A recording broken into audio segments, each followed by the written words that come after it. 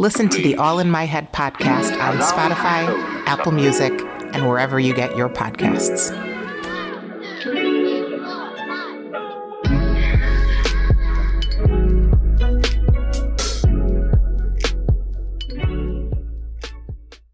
Welcome back to Season 2 of the All in My Head podcast. I'm Jenny, and I am your host.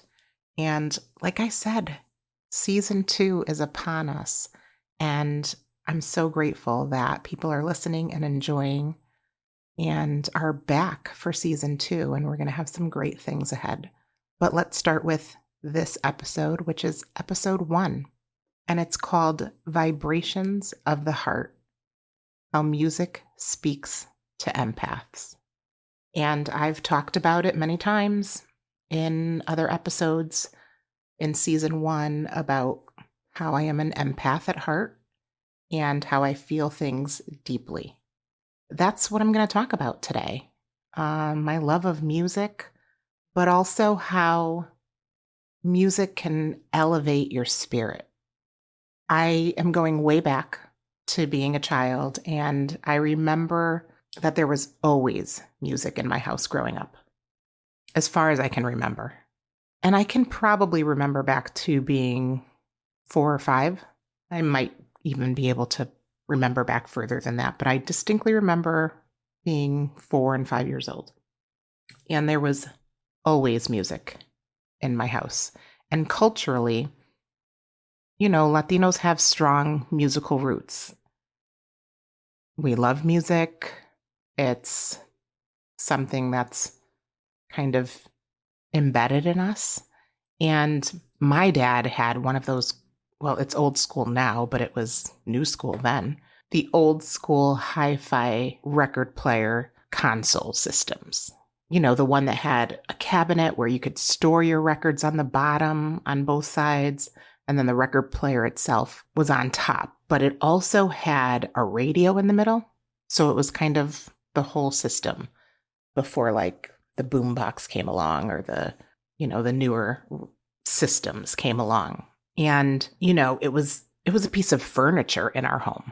It definitely had its own space, and I can picture it vividly because it was this walnut color and high gloss, and it had these big white control buttons, and the array of albums that Papi had, my dad, was pretty awesome.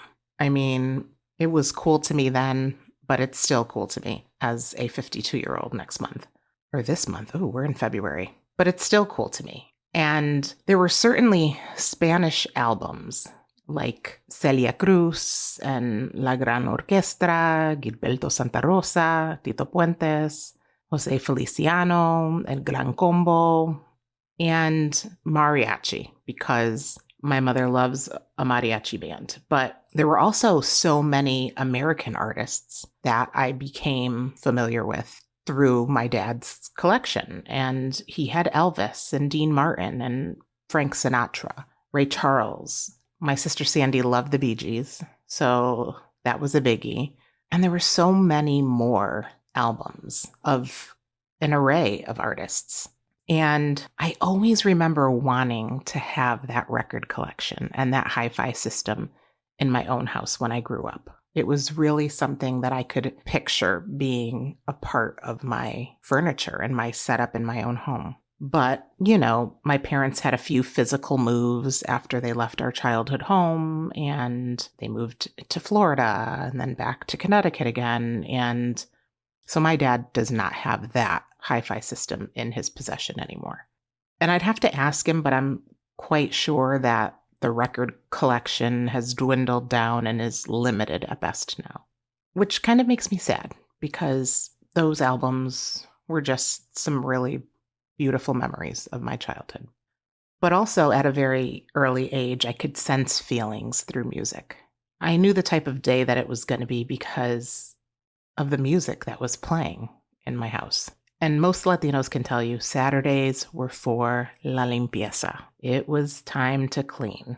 You were doing laundry on a Saturday, yard work, cleaning the whole house, down to washing the walls, you know, in the spring, And in the fall time, a couple times a year, you washed the walls even and the windows. And all of that was surrounding the music. The music that was playing was motivational. It was to get you pumped for la limpieza.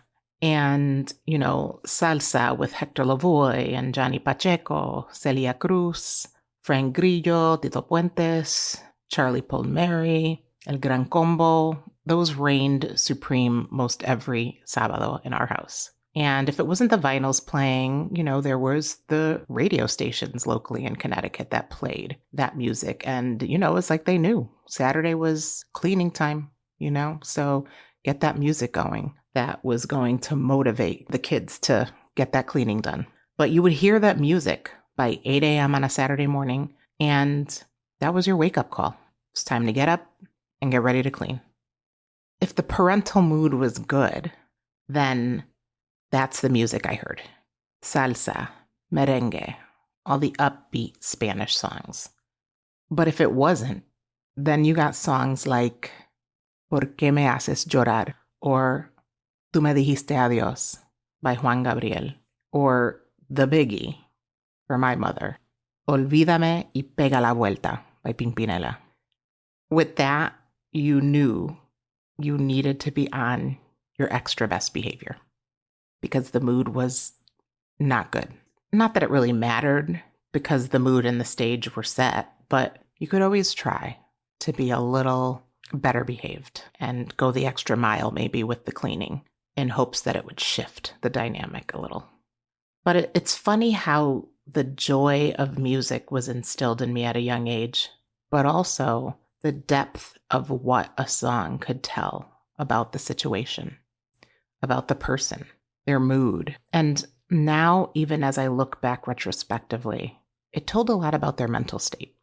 And I took some of that on because as an empath, music both soothed my soul, yet it could completely break my heart. And lyrics to me are so deeply felt as an empath, but also as a writer and a lover of words. They have always meant more than just the melodic surface. And songwriting to me is such a beautiful form of art. And I joked last season in one of my episodes, but then again, wasn't really a joke, but I've been writing a lot in this season and really taking my writing seriously. I'm working on a book that I'm publishing in the next few months, but also just a lot of other things. And even some songs have come out of me, or what I can hear as a song, albeit I'm not a songwriter. But songwriting to me is such a beautiful form of art and expression. And the way that a song can touch each person in a completely different way is such a gift to have and to give. And it's another reason that I fell in love with writing.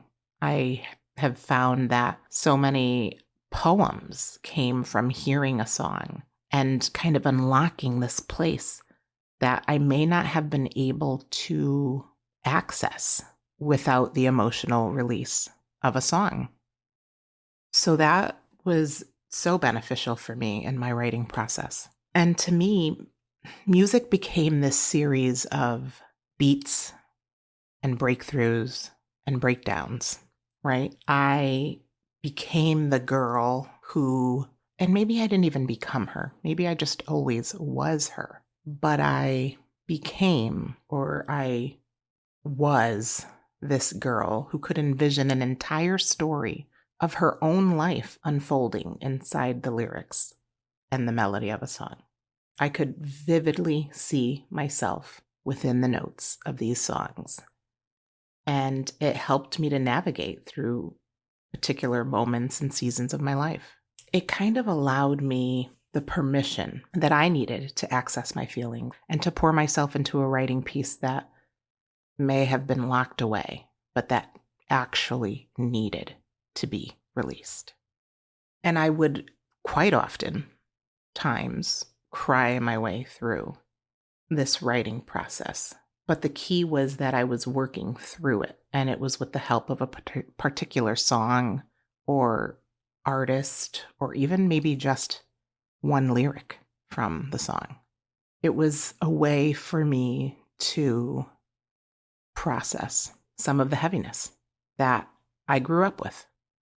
And songs can unlock memories too, like Stairway to Heaven, for instance, by Led Zeppelin. That was always, always, always, always, and I believe up until the day that this school closed, was always the last song at every dance at St. Francis, which was my middle school in Connecticut, which I truly believe the nuns only picked that song because it had heaven in the name and, Catholic schools. But it's such a great song. I mean, the words, the melody, the meaning. It's really a great song. But it's also a very long song. It's just over 8 minutes. So if you didn't have a dance partner, which is an awkward preteen myself, had an afro and weighed all of 70 pounds soaking wet probably, I didn't always have a dance partner. And that was a hard 8 minutes to stand in the corner of the gym and to watch all the people who had partners and couples matched up dance for that long. Also very awkward when you felt the pressure to dance with someone who would also be standing alone if you didn't say yes. So you danced with them and, it was kind of awkward. You're teens, preteens, and it's just an awkward situation to dance with someone that you may not have wanted to for 8 minutes. But it was great when you got to dance with your boyfriend or your girlfriend or just someone you had that secret crush on, except for the amount of sweat that teens going through puberty expel. So there's a visual for you, right? 8 minutes of awkward preteen dancing in a sweaty hot gym for 8 minutes long. And it very distinctly brings this memory and a smell that I cannot forget. Gym and sweat and teen spirit. So for that, it was a very long song, but it was also great. So you had to love that. But also the song Dress You Up by Madonna unlocks a whole different memory of being 12 years old in the 7th grade at St. Francis Middle School. This was a song that we learned an entire dance routine to for competition. So we worked on this all year long to be able to bring it to competition. And I can vividly see us in our uniforms. We got new uniforms that year that we fundraised for and were excited about, but our coaches wanted us barefoot through the entire dance routine. We had neon leg warmers on and neon bandanas in our hair. And we must have heard this song 1,000 times while we rehearsed this routine incessantly. And I can remember practicing it when we weren't in the gym at our designated practice times with my 2 best friends at the time, who were really, truly like my sisters in middle school. They were my confidants, my secret keepers, and I was theirs, Tony and Missy. And we would practice at their houses or their yards whenever we had free time. So we were constantly listening to the song, and I still can remember, and this was when I was 12 years old, I can still remember some of the dance moves, which is wild. That's this core memory that's just locked in there.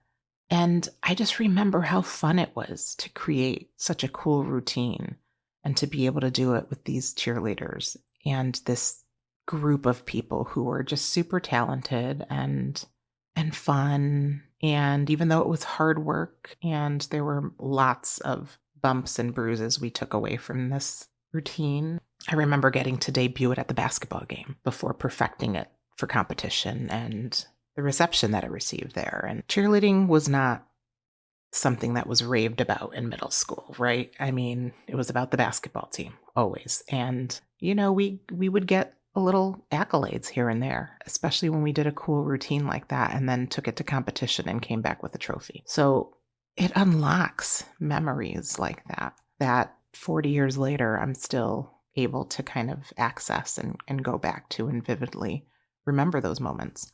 And the role that music played on my mental health was monumental as well. And we see and we hear about it so much more now with artists who are making these albums as a way to work through their own struggles, that they use their songwriting as a release and as a tool. And, they're so gifted in this way, but they're able to talk about their own struggles through these songs. And I myself always felt this soul resonance with songs. It helped me process through difficult emotions, and it helped me process through feelings that I wasn't allowed to express as a child or young adult. And I took that into adulthood and would use more often than not the time in my car and the commute to and from work to blast these songs or album or a specific artist on the way to work and from work and get that release that I so desperately needed. And I definitely fell heavy on specific artists at different stages of my life. And I'm quite sure that my kids could tell you stories about the music that they heard in the car and what was on my playlist as opposed to my husband's playlist as they grew up. But I'm sure that they could tell you a lot of the same things that I'm telling you today. But, as different events unfolded in my life, I would say that Prince's Purple Rain album was life-changing for me as a preteen and teen. I got that album from my friend Heather as a birthday present. And When Doves Cry, Purple Rain, The Beautiful Ones, just held so much resonance in my life at that time. And it helped me when I was feeling lost and broken. That was an album that I talked about in recent episodes and how it was thrown away. And for my 50th birthday, I went to Charleston and I was able to get that album and purchase it for myself. And it has brought me so much joy again. Like the song Let's Go Crazy. The first line in Let's Go Crazy, "Dearly beloved, we are gathered here today to get through this thing called life." Isn't that what we're all doing every day? Prince he got me. He got me with that line, and it's still the best line ever. And Stevie Nicks songs like Dream and Landslide and Edge of 17. They just helped me feel seen. Daryl Hall and John Oates, my personal faves. Then and Now. But songs like It Isn't So, She's Gone, Sarah Smile, they're just songs that felt good in my soul. And I love them. So good. And Sade.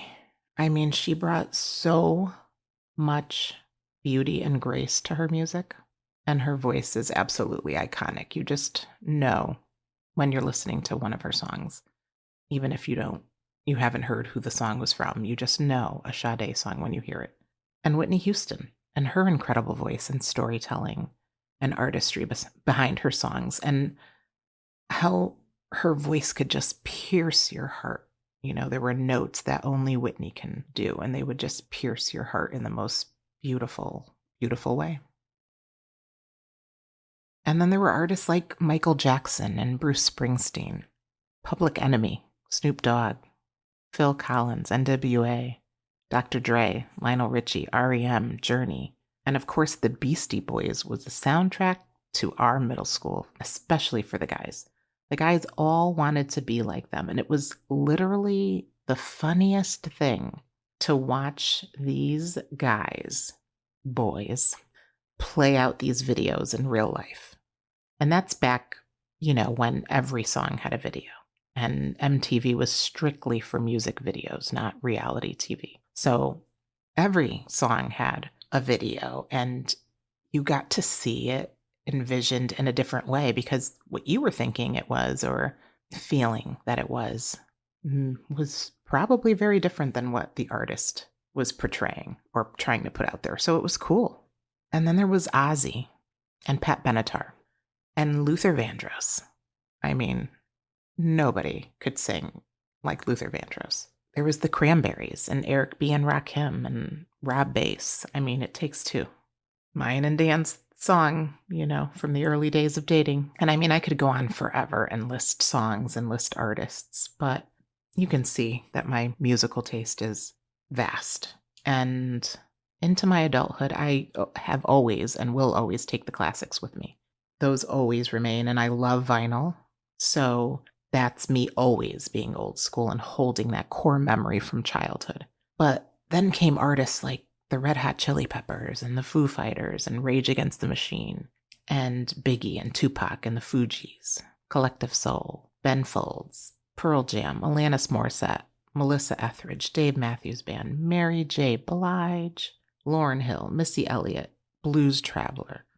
Such cool and different styles of music, but all so instrumental in my life.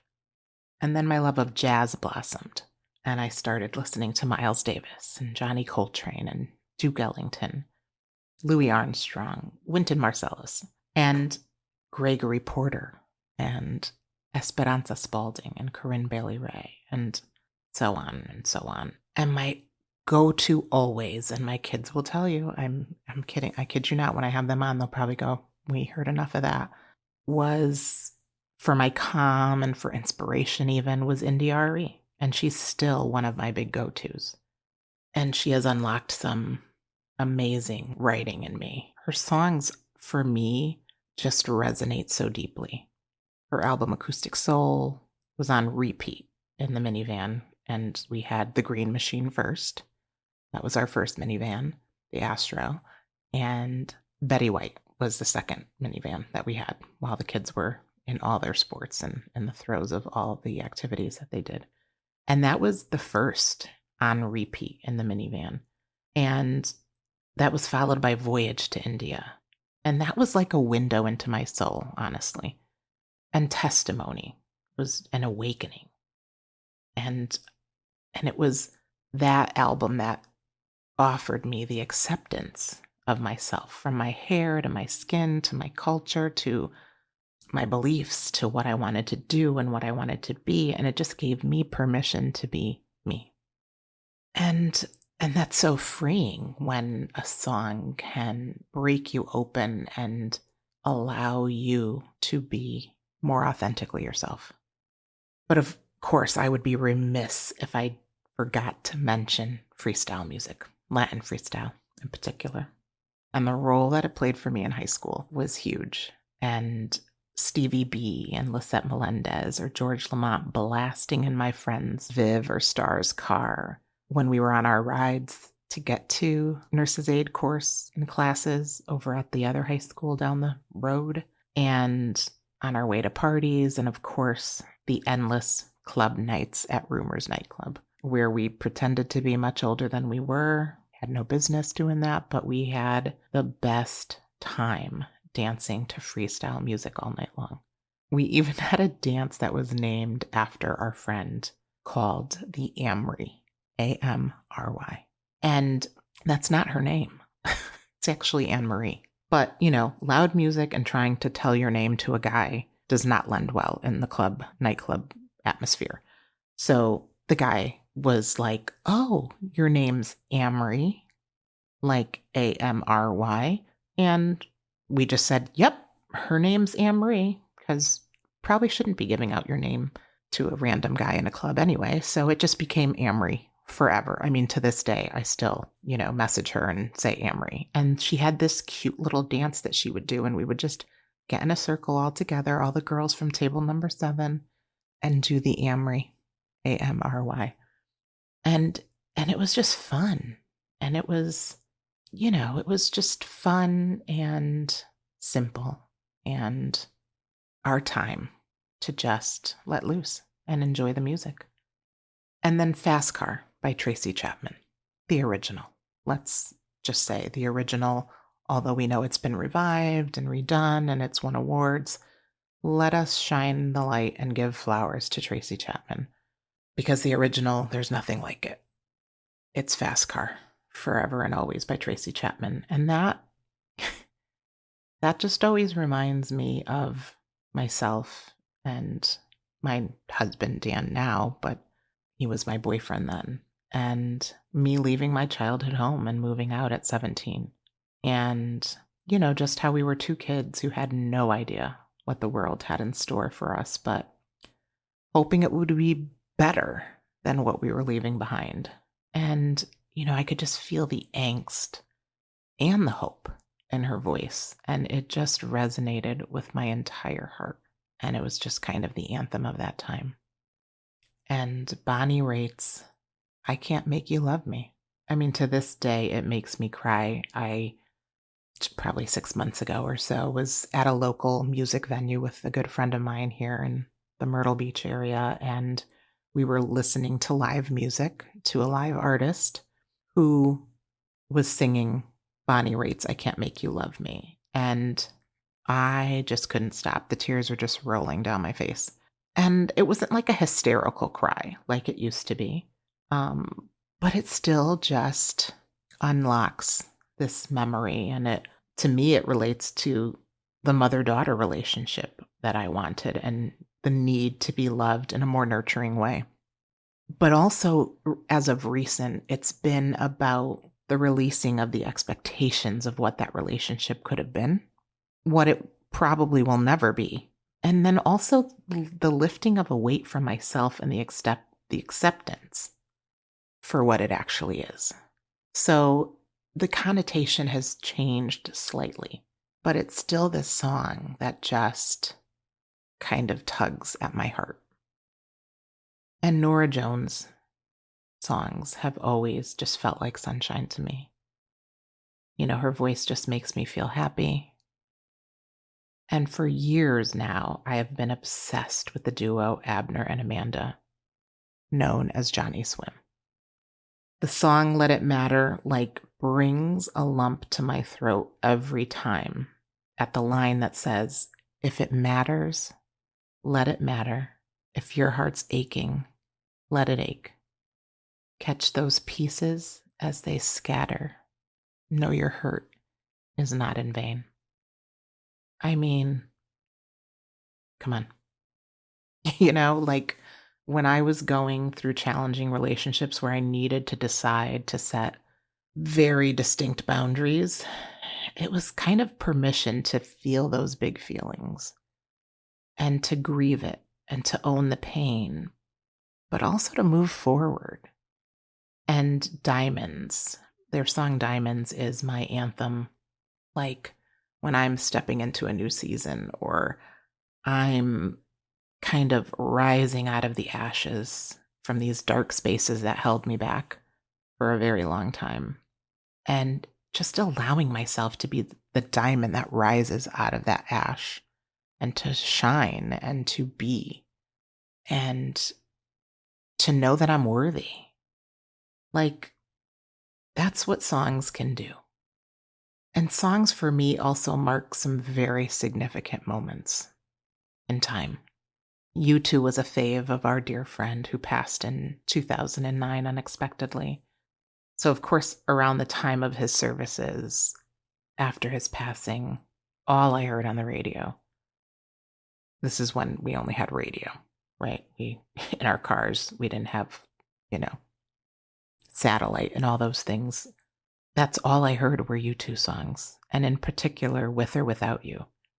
And it gutted me to know that he left behind my best friend and their 3 kids who were very young at the time, still very young at the time. And also, I just knew that these were signs, whatever you want to call it, God winks, angel kisses, messages from the universe, however you want to label it. Whenever I'm seeking answers, I look for signs. And quite often they come in songs. A lot of times they come in forms of a feather or a cardinal or something in the shape of the heart, maybe a shell on the beach or dolphins in the water. I mean, it's very different every time, but I know that whenever I'm looking and asking for a sign, that the universe sends it to me. And we hadn't seen this friend in quite a few years. And there was a lot of guilt for me around that. And I remember sitting one morning before work and just trying to rectify if he was upset with me that we hadn't seen each other and just wishing I could talk to him again for an answer. And that ride to work, I turned on the radio and U2's song One came on. And I cried like a baby because I knew that was him saying it's okay. There's no need to feel guilt. I knew he knew how much I loved him and that I always, always will. And I just needed that. And those types of things happen to me all the time.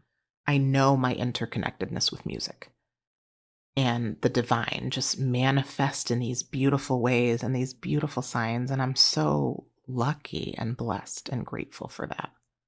But I also bond with people over music all the time. Like in my classroom when I worked in public school in Connecticut, I always had music playing in the background softly. My room was for students to come and work on things like their college applications and their essays, financial aid, and college searches and job searches. So for me, setting the mood was crucial. And it was crucial in me helping them feel at ease during a time in their life where change was coming and the unknown was around the corner.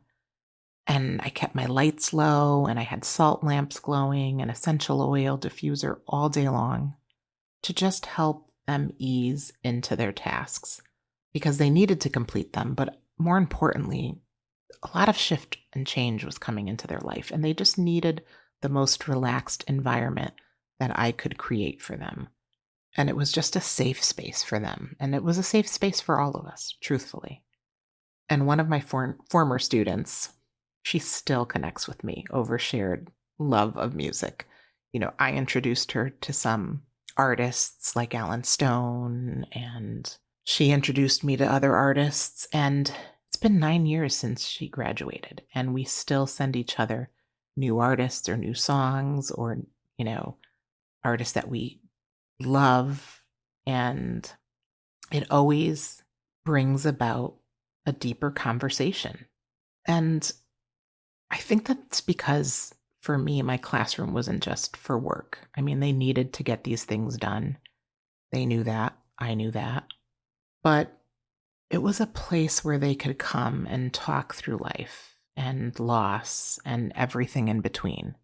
And this student in particular is very much an empath like me, so we both could relate to songs intensely and do relate to songs intensely. And with other friends, we find ourselves going to live music as our get-togethers. We share songs with each other or quote lyrics like in our daily chats. We can just throw out a lyric and, you know, the other people in the group chat know what the mood is or kind of what's going on by that lyric. And I think that that's so beautiful that music can bridge these friendships and these relationships. And I was forever that girl who had a theme song playing in her mind. Truthfully, there's one playing in my mind right now. And on my cassette player or, you know, on the ride to work CDs at that time, you know. But I was that girl who forever had a theme song playing in her mind. And if I liked a boy, I already had a song picked out that was our song. Even if he didn't know I liked him, or if we were ever going to be a couple, had that song picked out, and it made me think of him. And there were always different soundtracks for different seasons of my life. You know, I was the girl who felt the lyrics so deeply that it affected my mood, both positive and negative, with every spoken word. And for me, you know, a song could shift my mood.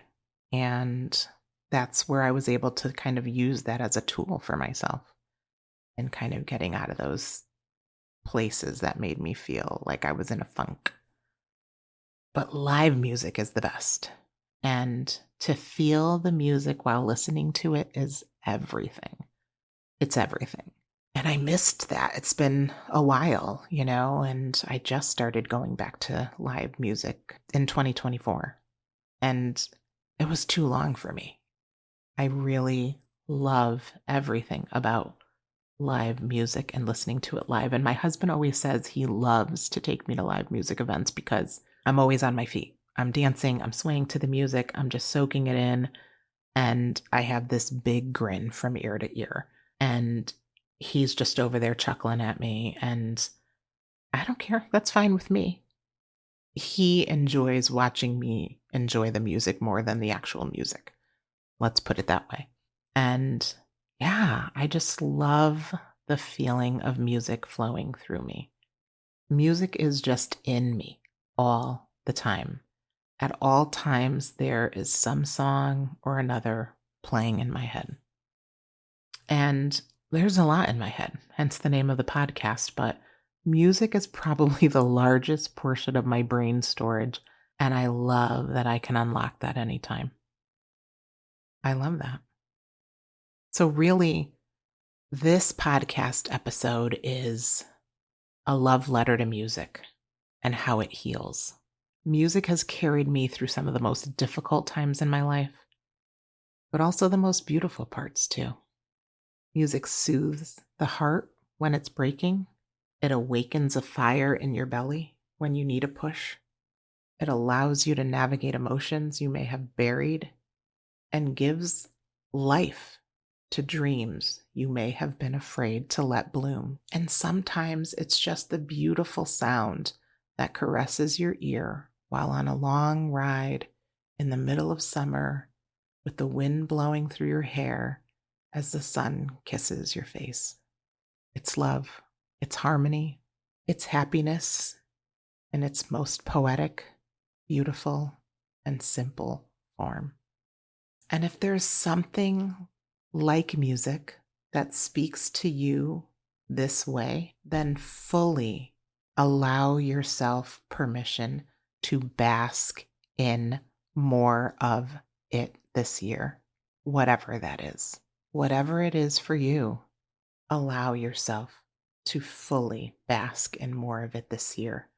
I know for me that I am stepping more fully into all of the things that make my heart sing, that make me smile, that feel good, that light me up. So for me, it's more music, more live events, more dancing, more friendships and being authentic and having authentic friendships, more art, more beach time, more great food, more outings, more being around my family and my kids and my grandkids, more helping in the community, and just more intentional living. And I hope you do the same. And if you haven't done a deep dive on music like me, do that. Get yourself a record player. Buy the music on vinyl. Support these amazing artists and buy their vinyl. And listen to the music how it was intended. Hear it, but more importantly, feel it deeply. Listen to the lyrics, dissect them, personalize them, and let them conjure up whatever feelings it does, and just sit in that. It's okay to sit in feelings. And maybe take out a journal and journal about the experience and see music as a form of therapeutic healing. Let it take you on the journey. Destination unknown. Thank you guys so much for listening to the All in My Head podcast. Season 2. It's going to be great. I can't wait to have you all along on this beautiful ride. Until next time.